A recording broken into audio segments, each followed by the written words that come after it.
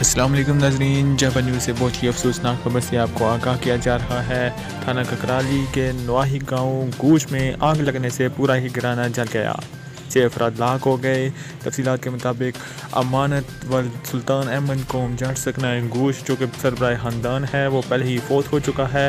اس کے گھر میں گزشتہ رات آگ لگ گئی جس کی وجوہات معلوم کی جا رہی ہیں۔ ابتدائی طور پر شارٹ سرکٹ بتایا جا رہا ہے جس کے جہاں باق ہونے والوں میں نسیم بی بی زوجہ امانت، کاشف ولد امانت عمر 25 سال، فیصل ولد امانت عمر 30 سال جو کہ سماج سے مرحوم تھے، طیبہ دختر امانت زوجہ ارشد سکنہ بنیا، زوبیہ دختر امانت زوجہ عمران سکنہ گالس اور مدیحہ شامل ہیں جو کہ غیر شادی شدہ تھی۔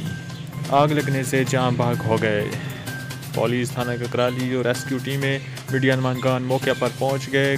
سانحہ گوش کی خبر علاقے میں جنگل کی طرف پھیل گئی۔